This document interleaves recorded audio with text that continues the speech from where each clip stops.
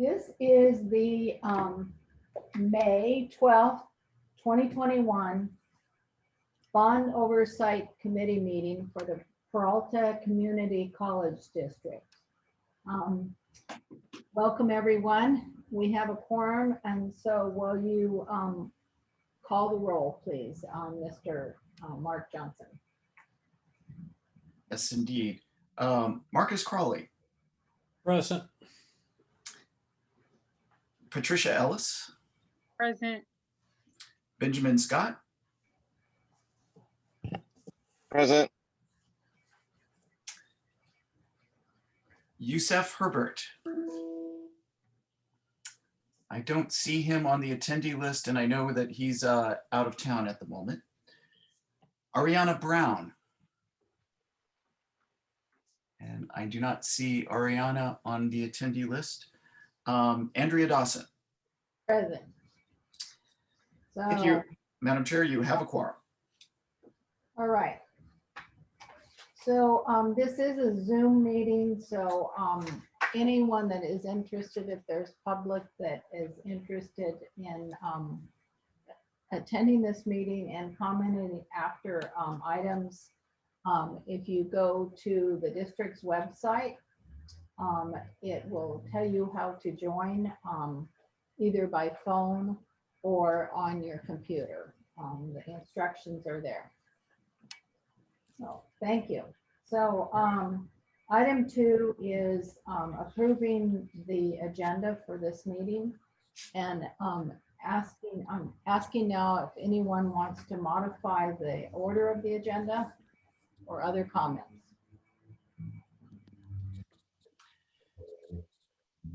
Chair. Since Chancellor Jackson is with us, I'm wondering if we want to give her an opportunity to make a statement. Yes, welcome. Chancellor Jackson, would you like to make a statement? Yes, to all of us? yes, I would. For those of you that just connected, we were kind of reminiscing about a little bit about our background and our history, and so I'll just start there. I have been in education, I hate to say it, but over 30 plus years. I won't say how many pluses are after that. And I started my senior administrative career at the Peralta Community College District. I was the vice president of instruction at College of Alameda. And from there, I became the president. I was vice president of instruction for 6 years, and then I was the president for 3 years. From there, I moved over to Chabot Las Positas Community College District, and I was the chancellor there for 5 years until I retired in 2018. And then I jokingly say I failed retirement because I came back for a year. I thought that was going to be it, to work over for a friend of mine in the San Mateo Community College District at Skyline College in San Bruno. And I retired from that position. I was there just until they found a permanent president, and that took about a year. And then in August of 2020, I retired again. And then I got a call back in April, that the Peralta Community College District was looking for interim chancellor, and they reached out to me because of the almost 10 years that I had in the district and the experience that I had as a chancellor, and then going back again as a president. So I am here, and I said this is third time is a charm, but really for me, it goes back to sports. 3 strikes, you're out. I don't plan on getting 3 strikes. So I am here really to support the district and help them in their transition to a permanent chancellor, CEO. I've had lots of experience with bonds, starting with Fresno City College, where I was there for 20 years. Both as a classified professional in IT and also as a faculty member. And then I left in 2004 as a dean before I took the position as vice president. And during that time, we were going through a major infrastructure upgrade because if you recall, Fresno City College is the oldest community college in the state of California. And so we had a lot of modifications to infrastructure to retrofit and modernize our buildings. And since I was in IT, that was where the biggest focus of our bond measure was. So have seen both sides, both as a faculty member working as a dean, as a vice president, because we had Measure A, which was a bond measure here in Peralta when I was here as a vice president, and Measure E, and then passing my own bond over at Chabot Las Positas and now coming back. So I realize the importance of the Bond Oversight Committee. It is to make sure that we are accurately representing the wishes of the community of which we serve, adhering to the bond language and providing guidance if necessary, if they see us going in a different way that may be contrary to what some may believe are spending the dollars in the correct way. So thank you all. I know this is a voluntary commitment that you made, and we appreciate each and every one of you because you could absolutely be doing something else. So thank you very much, and thank you for the time just to make a few comments. Thank you. So we will move on to approval of the minutes from the January 20th, 2021 meeting. Madam Chair, I think we do need to vote to approve the agenda. Oh, that I apologize. Yes, we do. So I motion to approve the agenda as it's presented. Do I have a second? Second, Benjamin. Okay. Roll call, please. Mr. Johnson. Benjamin Scott, Aye. Patricia Ellis, Aye. Marcus Crawley, You're on mute, Marcus. We can't hear you, Marcus. Okay, here we go. Great, thank you. And Andrew Dawson. Yes. Thank you, motion carries. All right, thank you. So now we are on to approval of the minutes from the January 2021 meeting. Do I have any comments or to the minutes? Hearing none, I will motion to recommend to approve the minutes as stated. Do I have a second? Patricia, second. Thank you, Patricia. Roll call, please, Mr. Johnson. Mr. Scott, Aye. Ms. Ellis, Aye. Mr. Crawley, yes, and Ms. Dawson. Yes. Thank you. Minutes approved. Okay, so the next item is it's public comment per agenda item. So as I see it, this is simply a statement on for the items that are coming to recognize that there is public comment. So I'm going to move on to item 5. Item 5 is the review, the presentation and the review of the annual bond audit report for the district, which is actually the financial and That's right. performance audit. We have Vice Chancellor Adil Ahmed with us to speak to this item. So are you going to be screen sharing and putting the report up?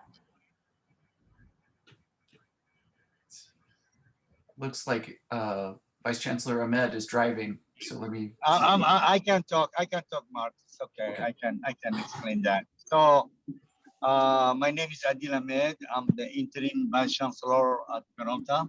I'm the finance department. So the 2019-2020 audit report was, we had a clean audit. There were no audit finding whatsoever.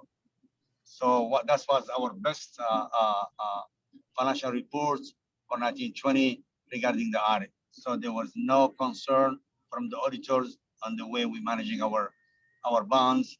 Everything went well, and we have no findings. Unless you have any other questions, I'm here for you to respond.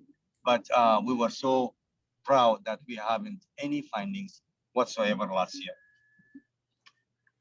Well, yes, thank you. So this is Henry Dawson again. So I will say that I would have had an expectation actually to have the audit report in front of us and actually you scroll through it, or better yet, have the one of the someone from the audit company or your consultant that prepared the audit and walked us through it in case there were any questions.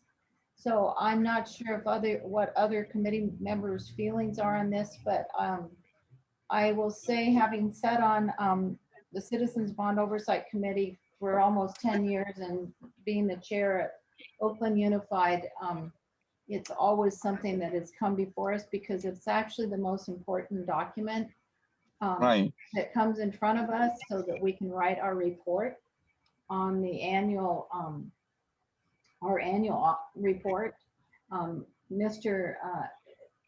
The presentation is coming later on what work was accomplished, and this is the two most important things that I think that we look at each year. So I would like That's to the hear- audit. That's the audit report on the screen. Okay, here we go. But regarding the external audit to come do the presentation, is thing that we didn't know about it, and unless we let them know to come to those kind of meetings, I didn't know that you guys requesting that the auditors should come on this Zoom so they can walk you through. This thing that I just learned about it, but in the future or in the coming meetings, we can invite them to come and walk you through the audit report. So, Ms. Dawson, this is Chancellor Jackson. Can I speak for a minute? Sure. So one of my themes, I didn't say this at the beginning, but one of my themes during the period of time that I have is I call it back to the future, back to basics. And I think that we have gotten a little complacent, if that's the word I could use, because you are absolutely correct. We should walk the Oversight Committee through the opinions. That way you can see the report yourself. And I know we have it up on the screen, but given that our interim Vice Chancellor is driving, I really want him to focus on driving and not try to walk us through the audit report, even though we do have it up on the screen. I'm not sure when we have our next meeting, Mark, because the other thing that I would like to see us, like I said, getting back to the future. I think sometimes you have to go back to basics. And then when you do that, that guides your future is usually we provide, and again, I like I said, I have a little bit of history in doing this, is that we give you an update of the projects by campus, so that you have an idea of how we are spending the money, because you get to see what the projects are that are out there. So I would like to get back to that. And if we need to move this to the next meeting, Mark, I don't know when that is, so that we're better prepared to meet the expectations of the Oversight Committee. Because if you don't know what's going on, it's really hard to determine if we're following the guidelines or not. And I know it's extra work for our staff and we are understaffed. However, We will provide that. we can do that maybe at the next meeting. When is that, Mark? We have a proposed meeting for June 9th. Okay, could I ask the board's indulgence that we move and we do a maybe abbreviated meeting tonight, because I would really like for you to have the audit report ahead of time. That way you can kind of review it. So when we review it with you in June, if you have any questions, you can already have formulated those before we get to the meeting and we can address them. And then I also would like to get an update by campus of where we are with the projects that have been approved and what are some of the pending projects that we're looking at.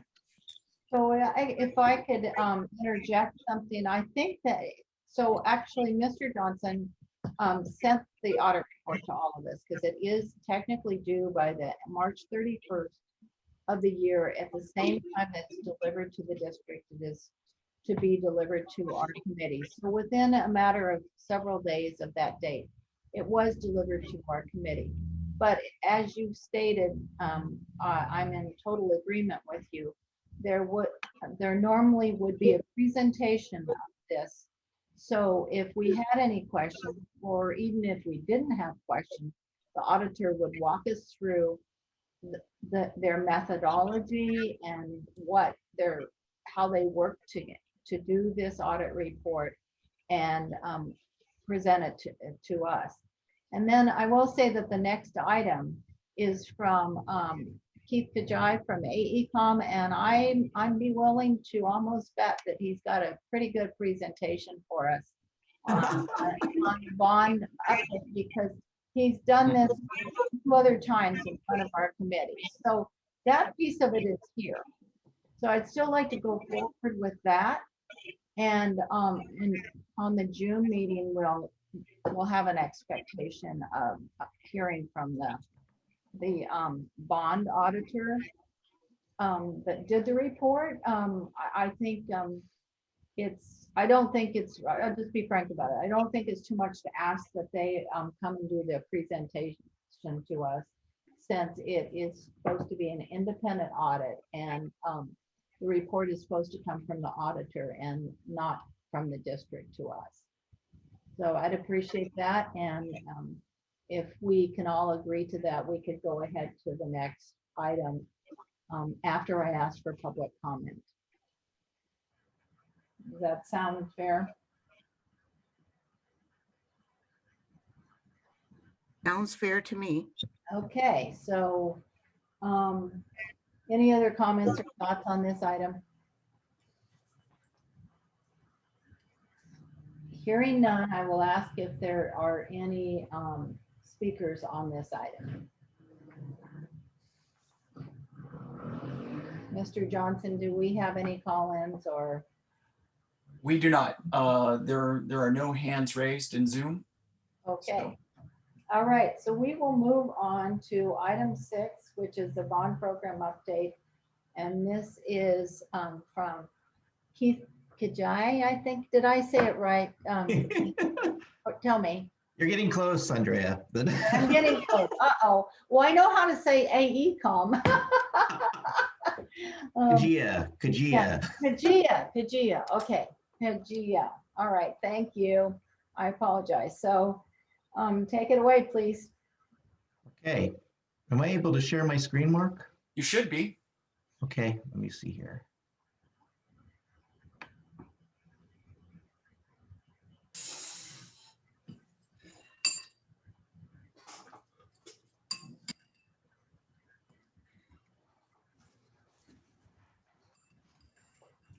Well, never to disappoint.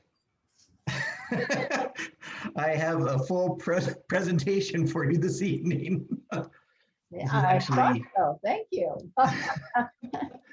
And actually, this is a tag team effort with Dave Olson. So let me kind of step through the bond program, some of the great things that we're doing with the Measure A and Measure G funds.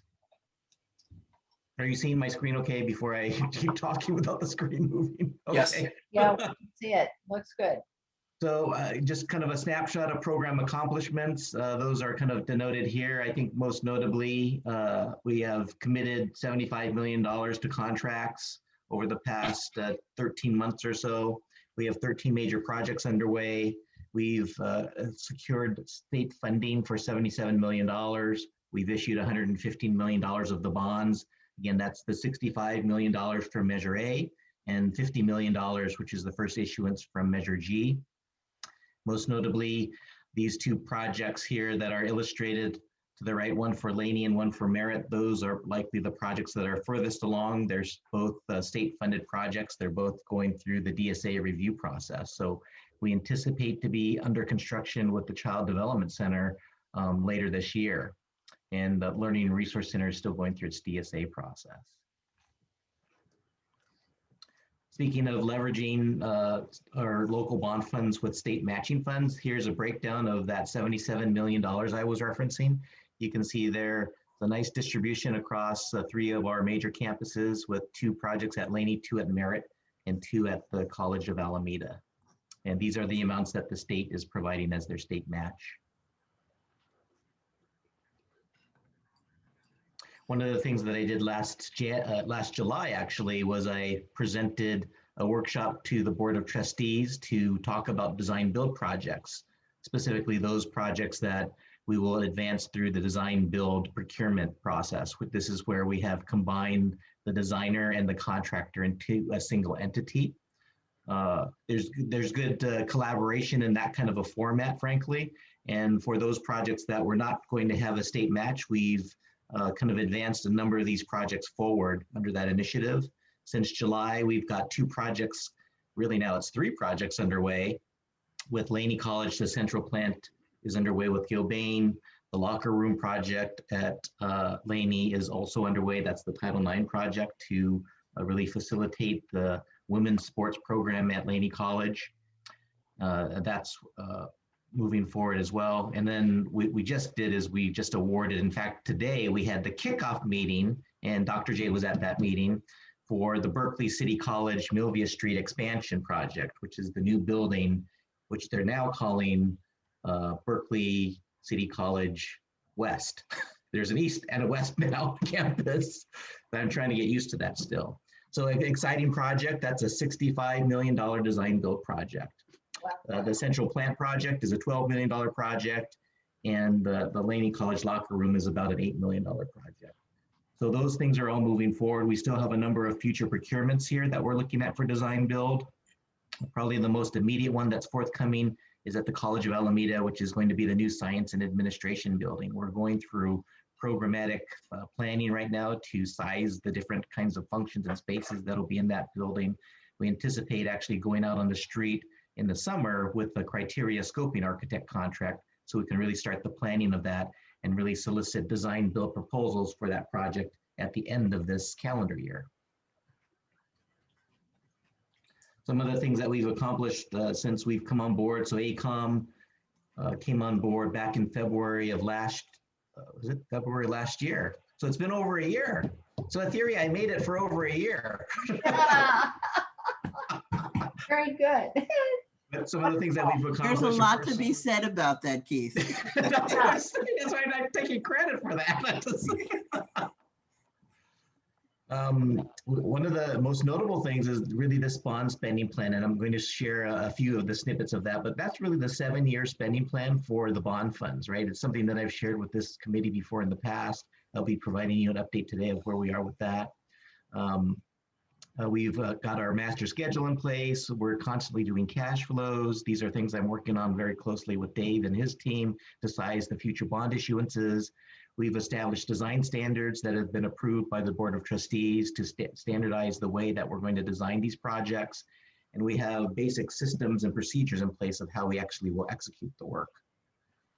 On top of that, we're driving these broader program initiatives. I think one that's notable for this committee is frankly the total cost of ownership, right? This is where we're driving really the total cost of ownership and everything that we do for these capital projects, not looking just at the capital spend of what we're spending these bond funds for, but in the future, what does this district need to set aside for maintenance for these facilities as we move forward? We've created a model related to calculating the total cost of ownership, and it's something that we'll be sharing with district finance as well as those that are involved in the budgeting process, so we can start reserving the proper funding levels for maintenance for the capital projects moving forward. We'll be making a presentation to the board. I think it was at the end of May, was it not, Etheria, or is it next, or is it next month? Very shortly. May 25th. May we're doing 25th on sustainability. Yeah, May 25th will be the sustainability. And in June, we are looking to talk about real estate. And then we'll also at some point come and talk about total cost of ownership. Yep. So that's another initiative that we're driving. So making sure that our facilities are sustainable in line with sustainability plans. If you're not aware, the district had established sustainability plans by campus actually. So each campus has a pretty comprehensive sustainability plan that was prepared in 2018. We're in the process of reviewing those. We're integrating those into the bond program right now, and we'll be meeting with each campus as well very shortly to really talk about more specific sustainability goals that we'll be driving in the near future. These are things that I've been presenting in the most recent facilities college committees that we've been having at each college. We're also making a really concerted effort for our outreach to the local business community. This is done through our bond website. If you haven't seen our bond website, I encourage you to go there. I think you will probably been there. There's a whole section just on the Oversight Committee on the bond website. We continue to do outreach meetings. In fact, Etheria and I just recently presented to the Oakland Rotary a few weeks ago. It's something that we're really starting to do to engage in the local community, to advise them of what we're doing, really communicate the good news of the things that are happening with the bond funds that the community has supported and approved. We finished our first kind of round of what we call Peralta Academy, which is a curriculum of 9 courses that were targeted for small local businesses to really kind of level their technical expertise. So when they go after their projects with the capital program, they're at equal footing to compete with other firms to pursue the work with the district. And we've established a small business outreach plan that we're working on closely with BC Smith to really roll out shortly here, but you can see there's a lot of elements we've already got moving related to business outreach. Looking at the $115 million that we've sold already, this is kind of a breakdown of how those funds are budgeted across Measure A and Measure G, and where we were as far as expenditures, and this was dated from data back in February. But I'll update this for our next meeting so we have a more current snapshot, but we're fairly close to these numbers still. We've been burning about maybe $1 to $2 million a month in expenditures. It's been a little bit light because we have so many projects that are in pre-construction, and then a lot of our projects now are moving into that DSA cycle where things are kind of on hold as we wait for feedback from DSA for our major capital projects. With that, that's kind of how we're spending the money. Let me kind of flip it over to Dave briefly to give some context of the overall broader scheme of what we're trying to do here, moving the program forward. Dave, you're muted. Thank you, Keith. I appreciate that your talk on the projects.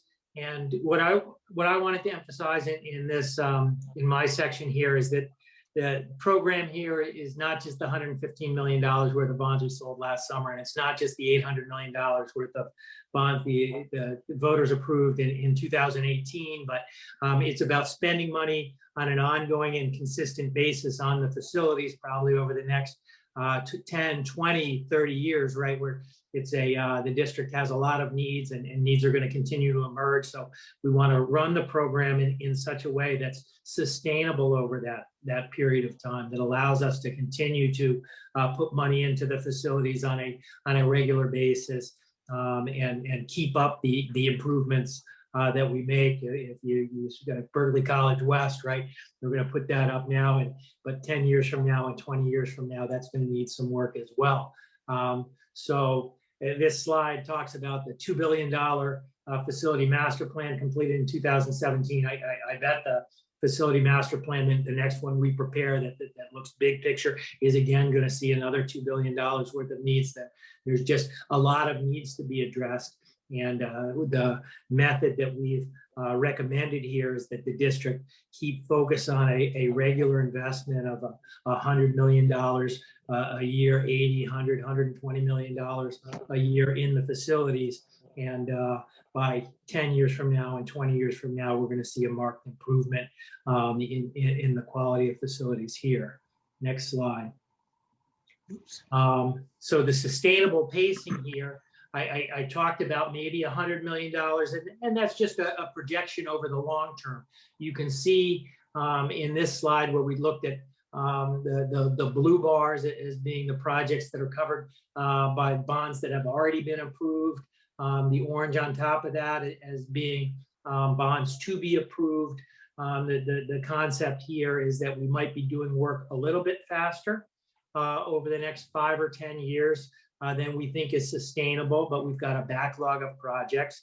And the other thing to emphasize here is that we are going to want to start spending some money on the next round of projects, maybe by 2024, 2025, 2026. And what we want to make sure is that there's always money to draw on. So in the back of our mind is running a program that builds a legacy of trust, is a phrase that I've used before, and that will allow us to go out to the voters for another authorization at some time. So we want to do good work. We want to communicate that we've done good work. We want to have that create some momentum for voters to approve the next bond down the road. The Series B bonds, that's going to be the next time we take a, go into our next authorization. In order to maintain the pace that I talked about on the previous slide, that probably means a borrowing this fall, September, October, November, that will fund projects through 2023. And again, we'll build the repayment structures so that we're accommodating the next series, the Series 23 bonds, and then the Series 24 or 25 bonds. Every 2 or 3 years, we'll be issuing bonds that allow us to do the next round of projects. And we're always going to want to have some authority behind us so that we can plan out 5 and 10 years into the future. But the next series of bonds, probably this fall, it could be a little later than that, but we're already thinking about what happens next. The process, every time we go for a bond authorization, we're going to be doing the planning piece, implementation, and then post-issuance compliance. So starts with talking probably around this time into the summer of what our needs might be over the next 3, 5, 7 years, decide what size of an issue we ought to do, how to structure the repayments so we meet our tax rate targets and allow room for the next time through. And by the time the students are back in August and September, we'll be talking about what that plan looks like and what it takes to get dollars in the bank. And then there's always work that goes on in between, right? There's a lot of compliance stuff, a lot of communication. All of those things down the right-hand column are things that we want to keep track of. So the bond program kind of works with a particular rhythm to it, and a lot of these things occur annually. Next slide. And here we kind of talk about some of the things we're able to do if we stay on top of them and do them every month. This month, we're talking about doing some of the tax rate planning. We want to make sure we work with the county so a tax rate can be levied that doesn't exceed our target maximums for each of the programs. Sometimes we'll be working with them to collect a little bit on bonds that we plan to issue, but we always want to hit our targets and be in communication with the county before rates are set before rates are set in July and August, that we have some time to have input into the levels that they're talking about. Oh, that was your last slide, Dave. You're done That was already. my last slide. They talk about the ongoing work, but the big picture is that we're trying to look at this program as something that's going to last over the decades, and that if we're putting money into our facilities on a regular basis, that's the best way to make sure that they don't fall into disrepair, and that we're not in a situation where we need to get additional bond authorization at a time that might not be a perfect time for voters to support us. But we want to make the program build a legacy of trust and be able to have voters support us as we go through time, and give Keith plenty of money to spend. Yeah, and talking about that, let's talk through some of the projects that we're doing. This is a rendering of the Auto Diesel Technologies building at the College of Alameda. It's kind of the, it's kind of the backside of the building. But let me kind of step through for each college a snapshot of the ongoing projects and what's happening at each project. So here's I think an illustration I've shown to the committee in the past. For those new to this, it's the life cycle of a project, right? From the planning phase through design, through division of the state architect approval, bidding and award and construction. And this is a bar of kind of where we are related to that cycle of the project. So you can see that, of course, the new Center for Liberal Arts, which was a project that was funded with Measure A funds. We've finished that project. It was a design build project that's been turned over. We have some remaining packages that we're doing for the interior of the building, including an audio-visual package and an artwork package that's inside the building, basically a mural on the big lobby space that's on the interior. This project here is the Auto Diesel Technology. That's where we had that little rendering. You can see it's at the very tail end of its design process. There's two projects that are at the aviation complex for the College of Alameda. This is the phase one is kind of it's an EDA funded project. That's a renovation of the interiors of one of the hangars there. That's in its final design process. And this phase two project is a new hangar on the site and some of the site work and the exterior.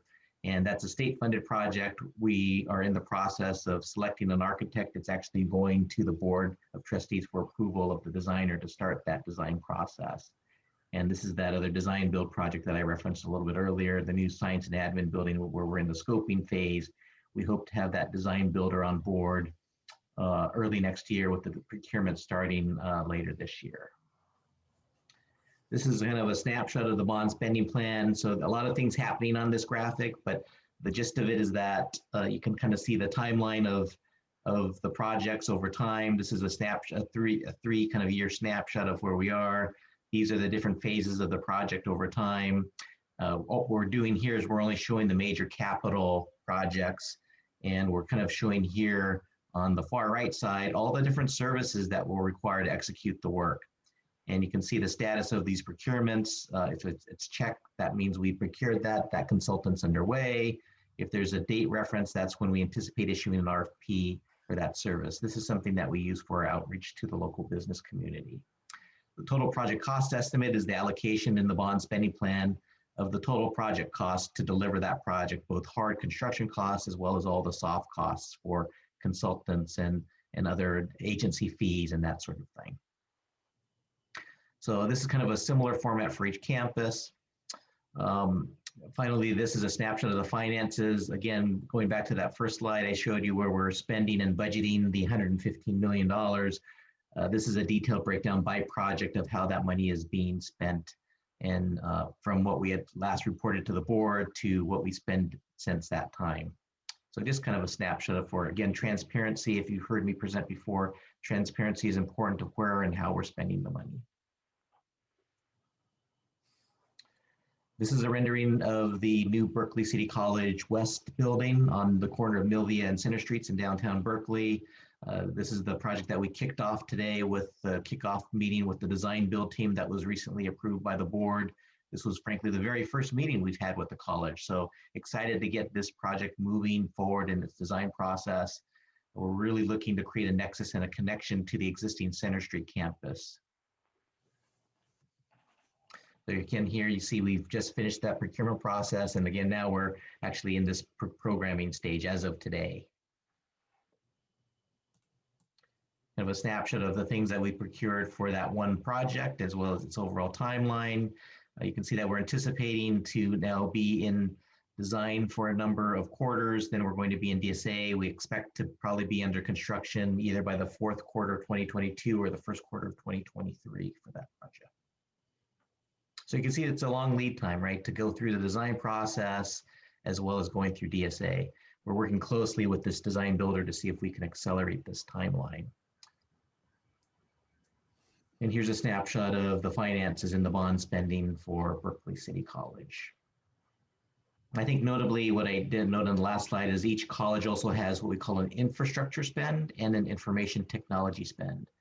The infrastructure spend is for the kind of repairs of things that are bond eligible for major systems that are within each college campus. And the information technology line is for a computer IT refresh for their computer technology for each college campus. This is Laney College. This is a rendering, although it looks like it's actually there, but it's a rendering of the new Learning Resource Center. That's going to be kind of a gateway from the existing parking lot for students to cross the street and enter into the campus. This is a state-funded project. This is one of the projects that's currently in DSA for review. Beautiful. Yeah, it's amazing. It's just transforming the campus there. If you're familiar with what's there now, a bunch of portables and things. Yeah. So kind of the same snapshot of projects there. Again, there's that Laney locker room. That's that Title IX project to bring equal facilities for women at the campus. That project has just started its design process. It's going through design validation with the design builder. The central plant and cooling tower, this is a renovation of the current central plant. We're replacing all of the equipment in the central plant that supports cooling and heating for the entire campus. And it's a relocation of their cooling towers, which are frankly in the footprint of this Learning Resource Center. That project is moving forward through design pretty quickly here. And so we expect to actually be under construction later this year for the central plant. Learning Resource Center, you can see again, that's in DSA right now. And we're also doing another state-funded project, which is a renovation of the theater at Laney. And that's currently in its final phases of design. In fact, we're moving into DSA right now to go through the DSA approval process for that project. So I think you're getting the gist here. Over the past 12 to 13 months, we've been in this pre-construction phase of things under design. We're procuring consultants. We're getting people underway. We're now getting to the point where things are going into DSA. Over the next few months, we'll be coming out of DSA on some of those early projects, and we'll be starting construction later this year. So really exciting times to really see the start of the transformation of each college campus. This is that same snapshot again for Laney, and you can see the status of procurement and the schedule for that college campus. And again, a snapshot of the finances for how we're spending the money at Laney College. And Merritt College campus, this is the Child Development Center, which is in its back check process right now through DSA. So this is one of the very first projects for a major capital that's state funded that we expect to be under construction. It'll be under construction later this year. We are going to be starting the pre-qualification process for contractors in the very near future. The Board of Trustees recently approved the pre-qualification of contractors process that purchasing sent forward to the board. We're using a program called Quality Bidders. We'll have two levels of pre-qualification. There'll be a base pre-qualification for contractors of any type, for any type of project, including small repairs or even maintenance projects. But then there's a secondary level of pre-qualification for these types of projects that are major capital. Specifically, those are over $10 million. There'll be an additional set of questions to make sure that those contractors align with the types of projects that they'll be doing for us.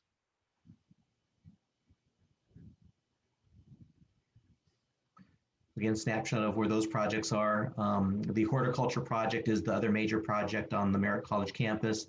That's actually through construction documents. We're trying to get into DSA later this month with our intake meeting to actually submit that to DSA. So that DSA process will start for the horticulture complex. We also have kind of improvements to the building. That's the Barbara Lee building, Science Alley Health building. It's the build out of some of the unfinished spaces. It'll also include the Barbara Lee archive space that's allocated into there. We're in the process of programming right now, working with the college to define those spaces. We've had a number of meetings so far related to that and what spaces will actually be moving into that. We plan to actually select and go into procurement for an architect probably over the summer to actually get an architect on board for that. This does indicate that it was anticipated to be design build. I think due to some of the phasing and sequencing of that work, we'll probably likely switch this back to design bid build. That's something I'll have to get in front of the board as well to kind of communicate that change in the approach and what kind of instigated that change in delivery. But I think the most important thing is that we expect that project to really start in earnest over the summer with the selection of an architect or architects for that project. Here's a snapshot again for those procurements that are tied to those projects for Merritt College, and a breakdown of the monies between Measure A and G for Merritt College. You can see for each college, you might have noticed there are also a number of other, I call these kind of legacy projects of things that were previous Measure A spends for the college. These are things that we're still working to either close out, or it's monies that are still sitting there remaining to be able to be transferred to other uses. So those are things that we work on closely with finance to identify where those opportunities are to really spend the money at the college when it's been allocated to the college. That's one of the mantras and one of the key issues related to the bond spending plan is once those funds were allocated to the college, they stay with the college, right? So that's one of the philosophies of the bond spending plan. District-wide, we have a number of expenses as well. These are things that are district-wide initiatives, such as, for example, improvements to the administrative complex for the district, or the information technology here is really across all 4 campuses. It typically represents servers or maybe Wi-Fi across the entire district. Those are the types of things that are included in there. There's also kind of things that impact multiple campuses, such as our second phase of our blue phone and security phone installations that's carried here, as well as some district-wide contracts for elevator upgrades, security across the district, file panels across the district, those sorts of things. One of the things that Dave was showing was kind of a conceptual snapshot of the cash flow of how we're looking to make sure we always have funding in place to support the ongoing projects. This is the actual cash flow of the projects across all different funding sources and how we anticipate currently spending the money. One of the most notable things that we're doing right now is we're going through our 5-year capital outlay capital construction plan process, where we're going to be submitting our initial project and final project proposals to the State Chancellor's Office in July. We expect going to the board with those IPPs and FPPs in June. That'll likely initiate kind of a revision to some of the master plans at each college campus. So we anticipate bringing on board a master plan architect or architects to look at the master plans for each college campus in line with the 5-year capital construction plans that we're developing, and kind of do a refresh, frankly, of the 2017 master plans that Dave was referencing earlier in the presentation.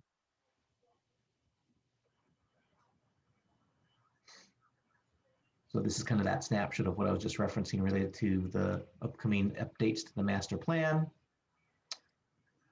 I'd be remiss if I didn't talk about some of the challenges that the program is facing. One of the challenges is related to our state-funded projects. There's a milestone approval as a state-funded project moves from one phase to the next. And in the past, the Department of Finance, the State Chancellor's Office, was typically taking about a couple of weeks for them to authorize our next phase of a project when we've completed a phase.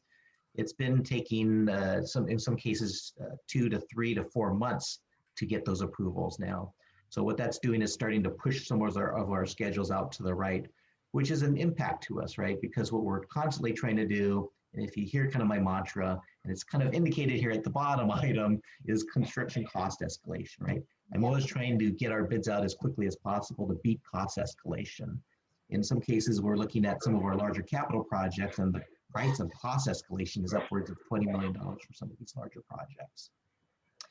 One of the other things that we're concerned about is the adequacy of our infrastructure budgets. Each college campus in the bond spending plan has an allocation for infrastructure repairs, renovations. Across the bond program, there's about $40+ million across all 4 college campuses for that. In a number of cases, we're seeing the level of disrepair so significant that it's not sufficient to actually address all the infrastructure needs at the college campuses.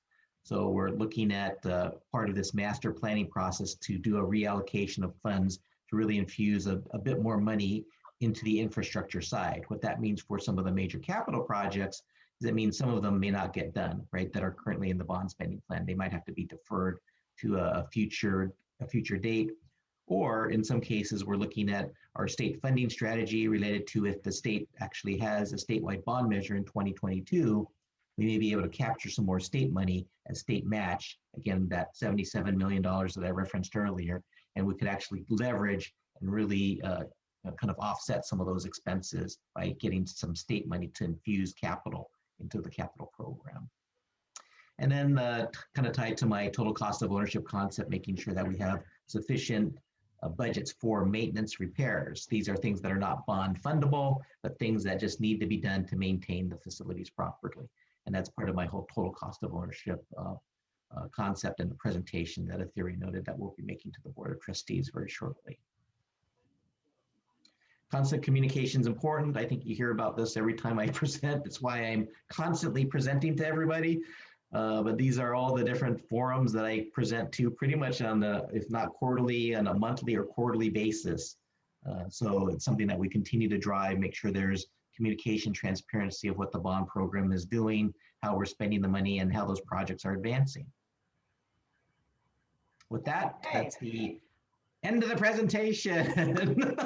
So you're probably happy it's over. Well, it's very good. It's very thorough. So I think if we get this quarterly and it takes a half an hour, I appreciate it. I will say that. So I will open it up to questions. If we have any questions, Mark Johnson from public. There are no hands raised. People have a question, you can speak up.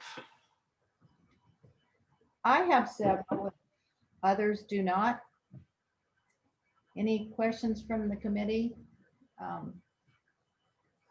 It looks like Garth has a question. Garth, I Awesome. appreciate. So I want to make sure we don't have a question from Ben Scott or Patricia or Marcus before I let you go. I appreciate it. No, this is Benjamin. Thank you so much. That was very compact. I was like, I wish the place I worked was as efficient and communicative as you guys. Oh, you thought that was efficient. That's good. So now, Garth, would you like to ask your question or questions? You're on mute. You'll have to unmute yourself. Sorry about that. I just have 2 comments, and maybe it does lead to some thought. A couple other aspects are around the Bay, other community colleges and UCs and CSUs are on a huge bond project as well. So there's going to be a tough challenge to get competent contractors, especially for design builds to come in.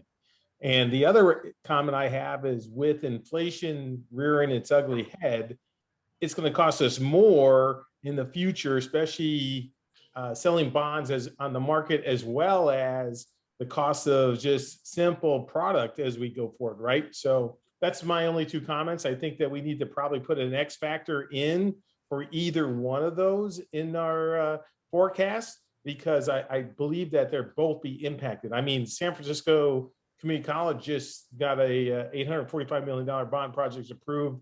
They have 4 or 3 major buildings as well as 11 major projects. So we're going to be fighting them for the big guys that come in. Yep. No, it's great comment. Keith, great job, Keith. You know, let me kind of though, because those are definitely on my radar, Garth. So as it relates to contractors and the pools, yes, we realize there's a lot of competition, right, for the top tier, especially design builders. And so it's why, from the outreach perspective, I am meeting with, if not one or two design builders every single week, right, to communicate what's important to us, what we're looking for. We're constantly outreaching and talking to them to make sure that they're aligned with us for what those opportunities are. But we frankly have to become the client of choice, right? We have to prove that we can pay promptly. We have to prove that we can make decisions quickly. And it's one of the reasons why when you look at our design build projects, I've shifted them to be what we call this progressive design build, which is not as common, right? So it's one that's very favorable for the very high-end contractors and architects, basically. And it's where we work side by side with them. They design to budget, basically, right? And so we set the price fairly early in the cycle, but it's a very collaborative process. So they feel like they're more of a partner working with us rather than having what we might call a typical stipulated sum design build where this price is set and they're almost like bidding the project to us, right? So we give them a not to exceed budget and we force them to drive and work with our end users to get to that budget. So they're a collaborative partner with us. And we're finding that this Milvia project, for example, that we procured, we've selected Excel Construction, which is a very top tier contractor, right, in the Bay Area. And they were really pressing hard to come after us because they wanted this project, but we shortlisted them, we shortlisted Turner and Block. So we had very high level participation. I think we had 8 design build teams submit for the RFQ stage for that procurement. And we had 3 very solid design builders. And it's been that way across the board on our 3 design builds that we've done. So I think we're seeing the fruits of our labor, but at the end of the day, we have to prove that we're an owner of choice and that we're going to promptly pay and we're going to make decisions and we're not going to hold things up, right? So those are all things that I'm working on very closely with VC Smith. Also, I'd like to add, Garth, that the architects and even for our design bid build projects, they've been very competitive and very responsive. So many of them are wanting to work with us now. Also, we're trying to be very careful on how many projects we have at one time on a campus, because although everyone wants everything improved and fixed, there's only so much construction a campus can take at one time. So ACOM, Keith, and all of the other contractors working with us, we're trying to phase that so that campus, the staff, students, they're not overwhelmed and put out from all the construction going on and improvements. Sorry, I was going to point out that we have a hands up by Chancellor Jackson and Dave Olson. I'm sorry, Mark. That's okay. So Dave Olson and then Chancellor Jackson, if you don't mind, because Dave Olson had his up first. Okay, sure. I just wanted to mention, I appreciate the comment, and inflation is something that often comes up, but that's just one factor. There are other factors too. If we're going to spend $2 billion over the next 20 years, we could spend $100 million a year for 20 years. And from an inflation perspective, we'd be better off spending $200 million a year for the next 10 years and then doing nothing, or even spending $2 billion next year and then nothing for 19 years. And but right, there are other, obviously, so some drawbacks to those systems. If you spend $200 million during the first 10 years, you're going to have an emergency that pops up in year 10 through 20. You're going to want to spend money on. So there are advantages to having kind of an ongoing program too, and it's a balance of factors, right? Okay, so Chancellor Jackson. Thank you, Andrea. I just want to say thank you, Keith and Dave. Excellent presentation. I know the board has been wanting another update, and so I'm glad that we're looking at doing that sooner rather than later. I think the sustainability one as well as the overview. So the strategy I think that the district is taking with the design bill has worked out well for us. And fingers crossed that we can continue to move forward and get the highest rate of return on our bonds issuance. We're working on that. changing the perception sometimes that we don't know what we're doing. And so I'm glad that Keith and Etheria and Dave have kind of taken this on the road, and with Mark helping on our PR side of the house, and getting the word out of the good things that we're doing rather than always having something negative show up in the press. So great job, team. Okay. So Keith, you answered my question on the Berkeley West College. I'm glad you got great participation, and yeah, I was interested in what your participation was, and not necessarily who they were if that wasn't admissible to say, but it's public. So I appreciate that. But I do have a couple other questions, and one of them is around the air quality and ventilation systems at each one of the campuses, and particular to how COVID has affected how everybody's feeling about windows and ventilation and, you know, in general, air quality. And I think I heard you say that there is an allowance for each campus, the 40 million, is that what you said, for site project? That's across the entire bond program for all 4 colleges. But I think VC Smith can kind of address what we've been working on together for the air quality issues related to return to service. Yeah, I was just interested in if and how that's going to affect the bond program. So Etheria, would you like to respond to that? Is that what I was hearing? And you are on mute, so you're going to have to unmute yourself, Etheria. In addition to what Keith and I have been working on, I'm also working with risk management, and we are looking for our return to campus. We have an emergency operations committee set up, and we are looking to address that committee actually this week, and let them give them information on changing air filters. We've met with forensic analytics, and they are looking to do water testing for us, air testing, HVAC. We've been meeting with the engineers to count how many units we have on each campus. And from that, we have an idea of when we can start, probably July 1st. We have some of the proposals right now, but we have to discuss them with the committees, and we have to go through our shared governance process and let everyone know what we're working on. But the individuals that we are working with through risk management, not through the bond RFPs, will be able to address that immediately come this summer. Okay, thank you.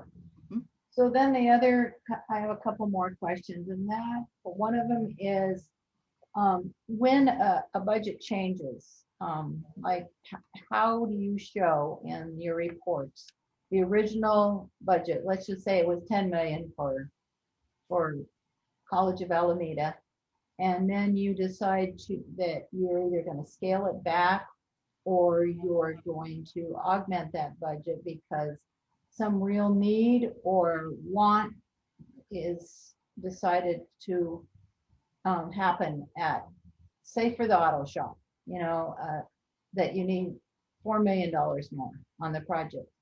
How are you reconciling that with the entire bond program?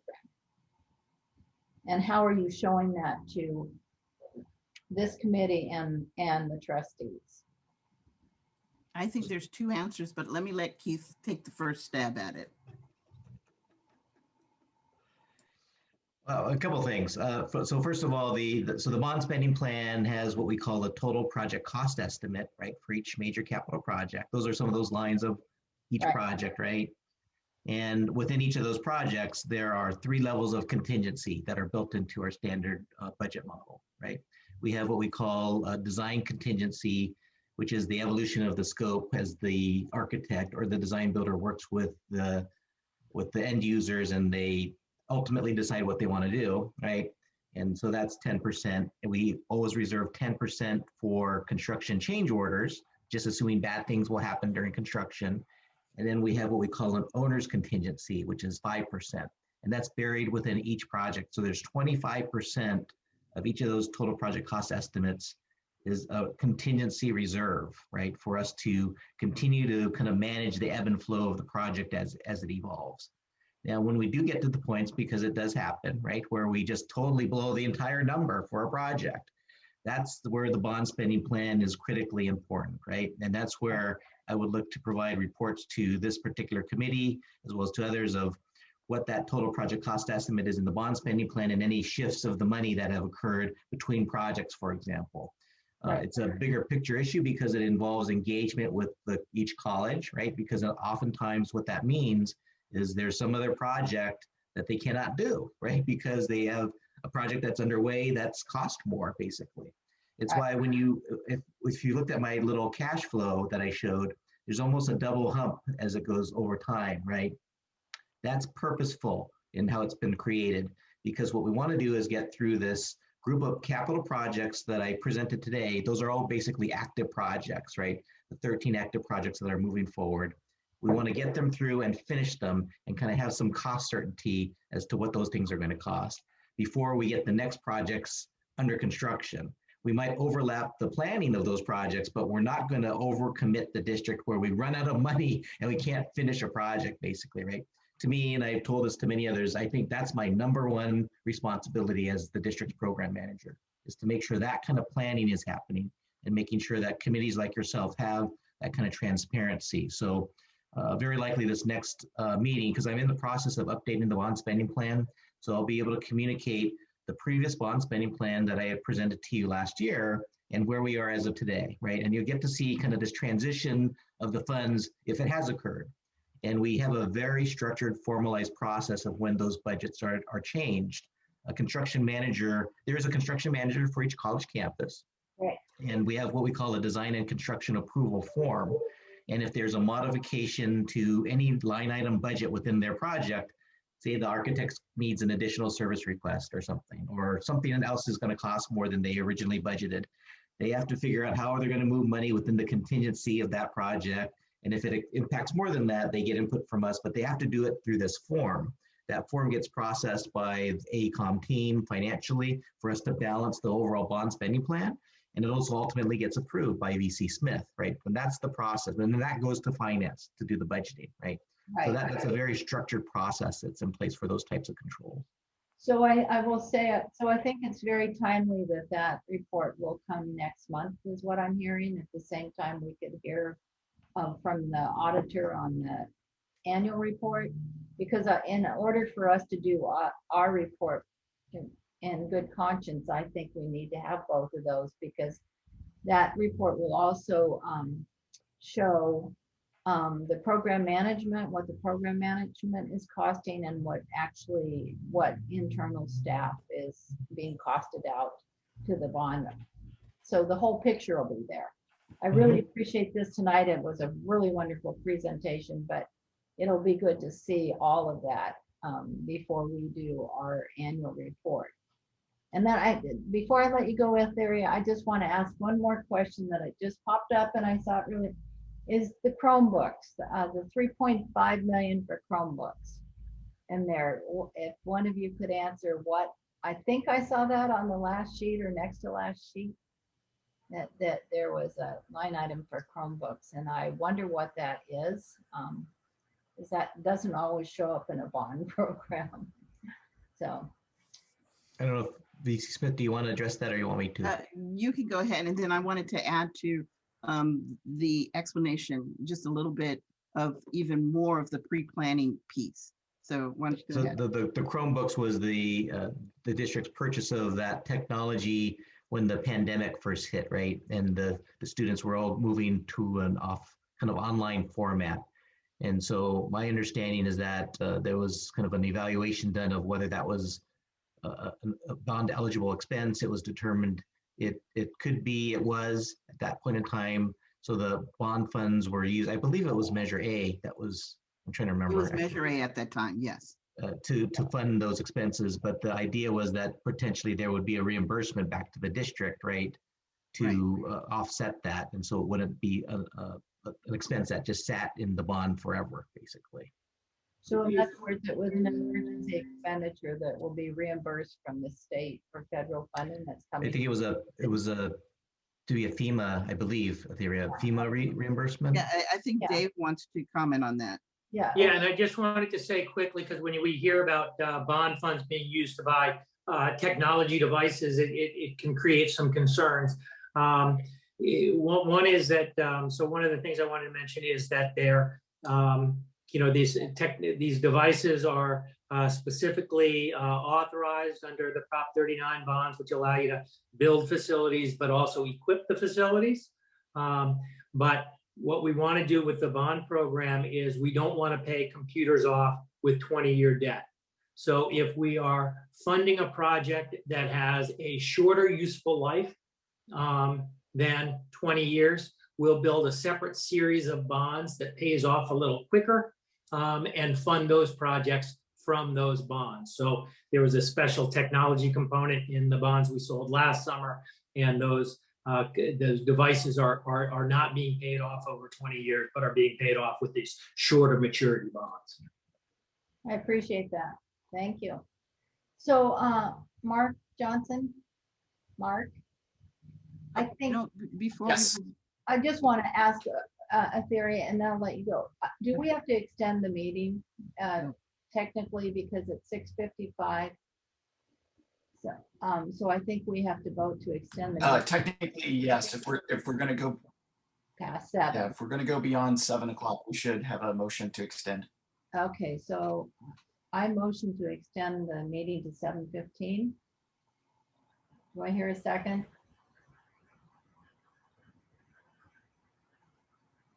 Is Ben Scott gone?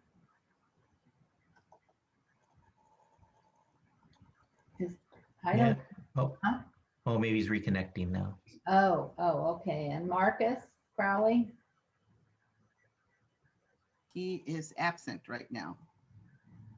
I didn't know for sure if he was absent or he just didn't want to sit in front of his computer. But if he's absent, technically we don't have a quorum.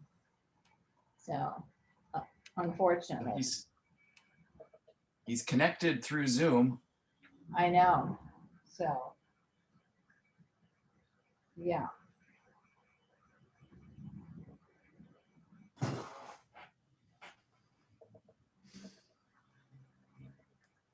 Okay, we don't have a second. Seems to extend the meeting. So Ben Scott is back on. Here we go. And Patricia, are you still on? I am Yeah. still. Thank you. Okay. So I'm calling Marcus right now. See if he's, Apparently they need to extend the meeting.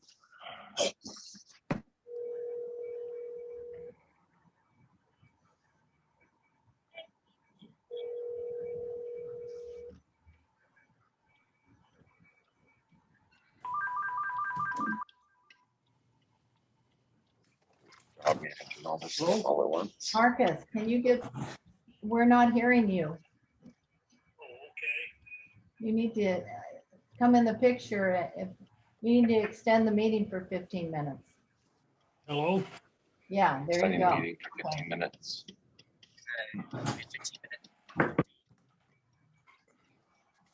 So do I have a second on extending the meeting? Second, All right, roll call, Mark Johnson, please. Mr. Crawley, Okay. Ms. Ellis, Present. Mr. Scott, aye. Ms. Dawson. Yes. Okay, extended Okay, to we 7. will move on, and we have 17 minutes. So Etheria Smith, I know you wanted to say something on this item, and then I think we'll move on so we can get through the. I'll speak very quickly, but I just wanted to add to Keith's explanation. Also in the beginning, in our planning stage, we have the BAM which is the budget allocation model. So when we pass a bond, it is apportioned out. Laney's 40% of the district, BCC's 20%, Merritt's 20%, BCC's 10%, College of Alameda's 20%, and Merritt is another, it all adds up to 100%. And the district takes a portion also. So when that is allocated, we meet with the colleges, we look at our facilities master plan, we prioritize the projects that we're moving forward with, the ones that are state funded and the ones that are priority with the campuses. And as we move forward, you were asking about overages.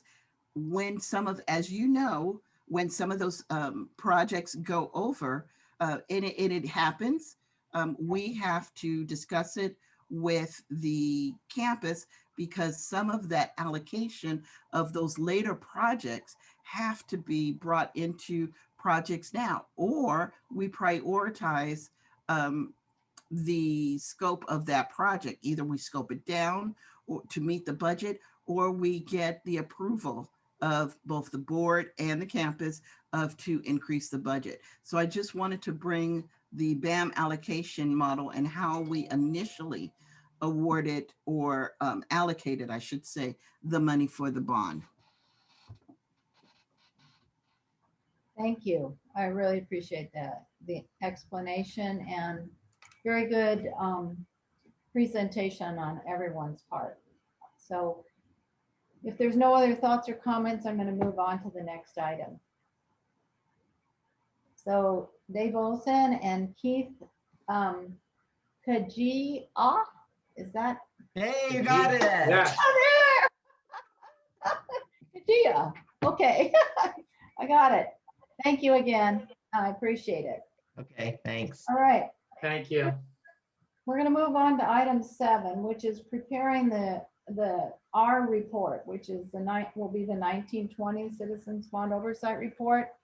And I will just say, lead off saying, from my perspective, we really can't work on that. I believe that Patricia Ellis and Benjamin Scott agreed to work on that, but until we have the presentation of the audit report from the auditor and ask our questions, until we have the rest of the bond spending information, I would appreciate that too in June.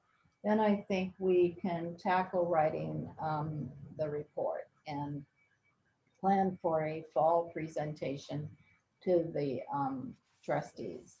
So that's my thought on it. If there's other comments or thought on it, I'd like to hear now.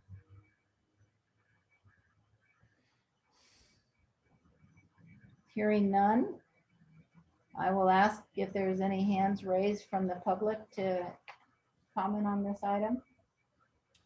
No hands are raised. Okay.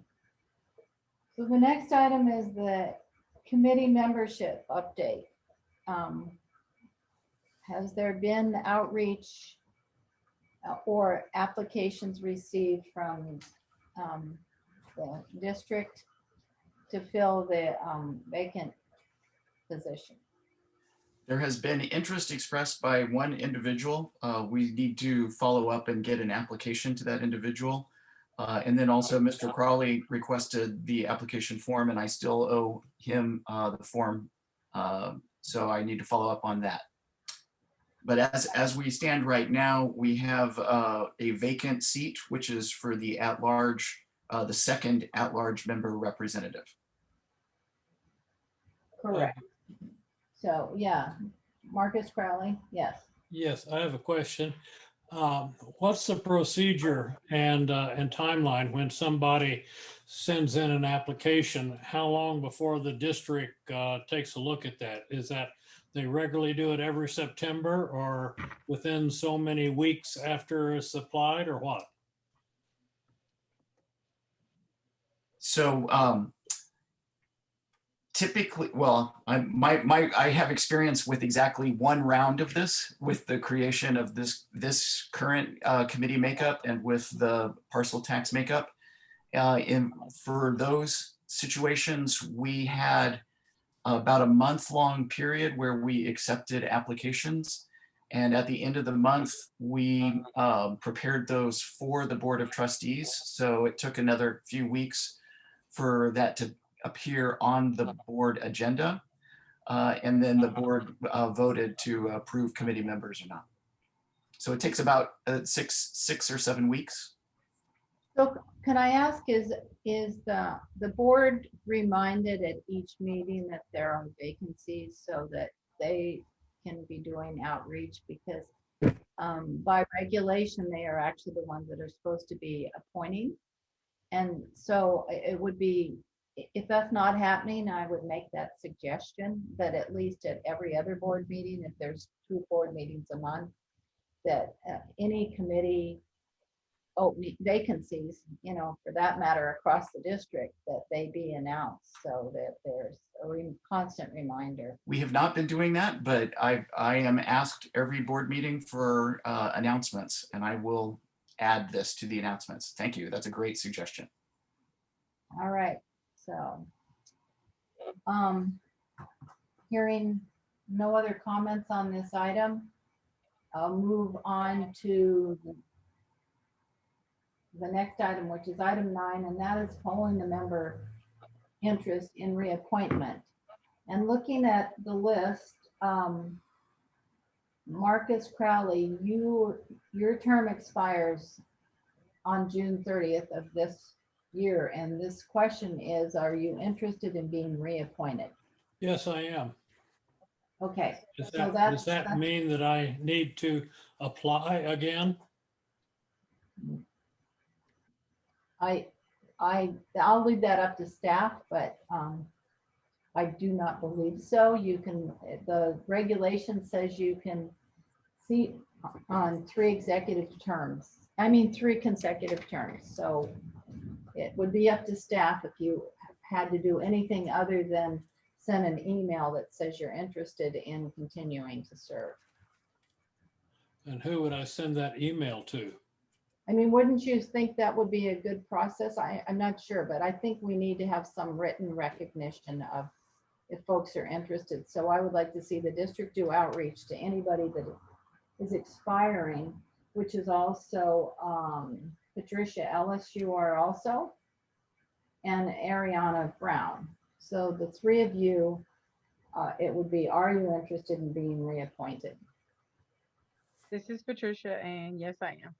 Great. So are you suggesting that each of us that are interested should send you an email that you would forward on, or that No. we should send it to Mark Johnson or who? I'm suggesting that as a matter of protocol, and I'd like to see it, that this be something that happens every year, is the district does the outreach and copies the chair, whoever the chair is, and said, we are asking that these, you know, these 3 people are terming out, and then would you like to be seated for another term? And you are required to respond in 10 days or whatever the time date certain, so that they can present it in front of the Board of Trustees, so we don't have vacancies come up unnecessarily. I'm not sure, this is Chancellor Jackson. Yeah.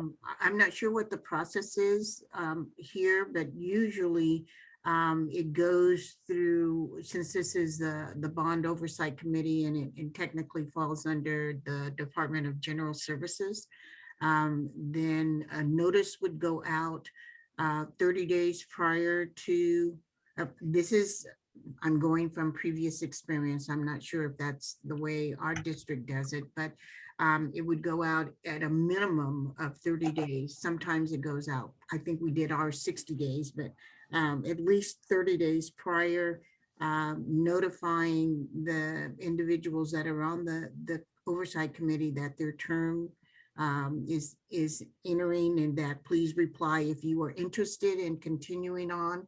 That information then comes to me, and then we present it to the board, and the board votes on that. At the same time, we send out information as Mark indicated through general correspondence, it has been brought up to the board that we have some vacancies. I know because I brought that up to them. And we can also make an announcement when we have our next board meeting, which is May the 25th, soliciting that. And I will also send out correspondence asking the board if they have recommendations. So we would consider that. But if any of the individual that's currently on the board wants to extend, then unless there's some issues, then that individual is automatically rolled over up to the third term that Andrea indicated. So that sounds like a good process to me.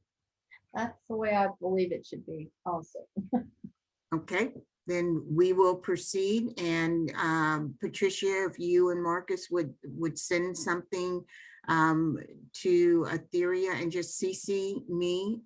My email is jjackson, real easy, jjackson@peralta.edu. I just sent my email to Mark. Mark, are you able to forward it to Etheria? Yes, indeed. Okay, Yes, thank you. Thank you very much. Yes, thank both of you for continuing. I think it provides a lot of continuity when we have members that have been on the Oversight Committee extend. Okay, thank you very much. So we are on to item 10, which is new business items. And we have exactly 5 minutes. So just quickly, does anyone have a new item that they would like to request be on the June meeting agenda? And if you don't think of it this evening, okay, Marcus Crowley, yes. Well, I think that we should establish several meetings, let's say 4 meetings, 1 month, 1 meeting a month for the next 4 months. And we have many things that we haven't talked about yet, or that we could talk about. And if we find out that nobody is interested or nobody's showing up, or there is nothing to talk about, then we could delete some meetings. But I would like to see us schedule meetings, definite meetings in the future, rather than tentative meetings that, for example, like April the 8th, that didn't happen. I appreciate that. So I think if you have particular items that you would like on the agenda for June, we already have a June agenda, which is another update on the bond, which includes all the spending plan, and the bond audit report. Yes. So if there's one other item that you would like on that, and then I think for the following month, I think we should decide in June if we're going to meet in July. But I will say that many districts take July off. Basically, every district I've ever worked in or been in, they take July off. It's the heaviest construction month of the year. And so there's usually a month sabbatical from CBOC at least, if not 2.